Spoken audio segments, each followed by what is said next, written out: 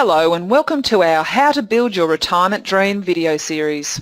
Today's topic is mortgage versus superannuation. What is best?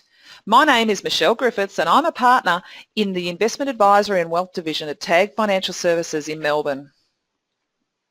Please keep in mind that this presentation is general in nature.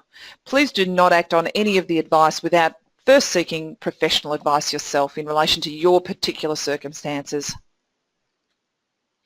Mortgage versus salary sacrifice into super. This is a common question that we get, and unfortunately there's no correct answer or right or wrong answer, but there are certainly some things to think about and understand in relation to the choices that you've got here.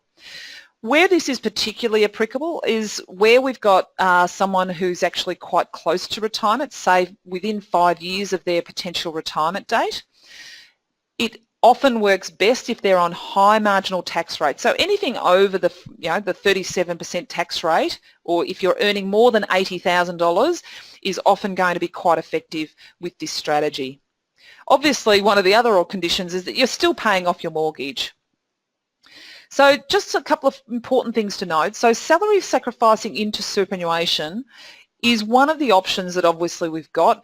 Then when you are over the age of 60, taking a lump sum out in order to pay off the mortgage that you would have otherwise have normally paid off if you'd have simply been paying your mortgage in the normal time frame.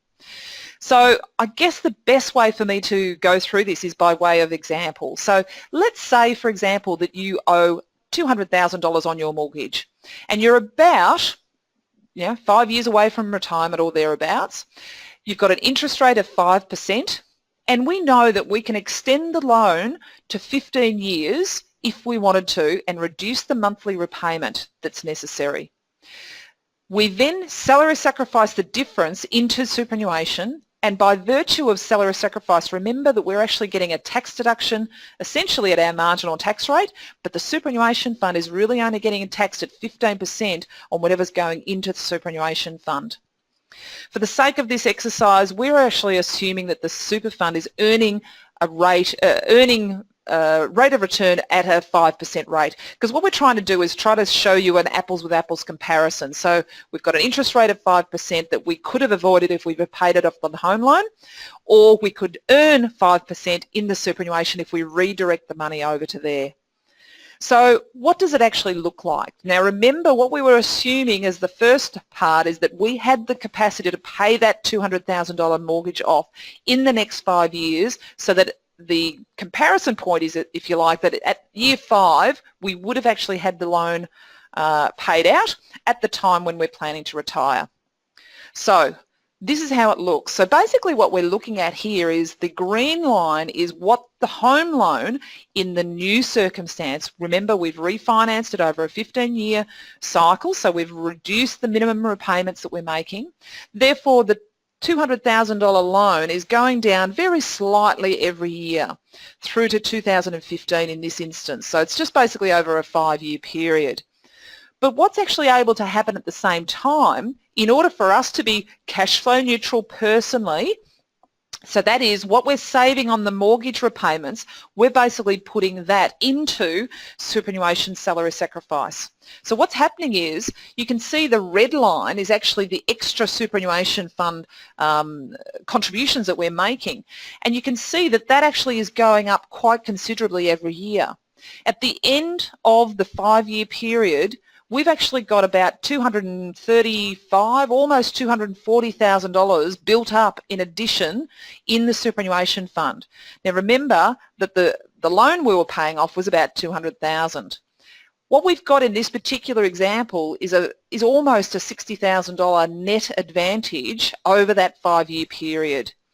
Why is that the case is probably a really valid question, and the simple answer is that in order to pay the loan off in your own name, what's got to happen is you've actually got to pay tax on your income before it comes out and goes on to your home loan or mortgage, which means in most instances you're paying tax at a much higher rate than what the superannuation fund would on contributions that it's going to receive. So the superannuation fund essentially has much better buying power, if you like, and can accumulate some of its balance a lot more quickly than what you would have been able to in your own name. So over a 4-year period or a 5-year period in this instance, we're actually accumulating these savings of up to $60,000. Essentially, that is a tax saving over that period of time.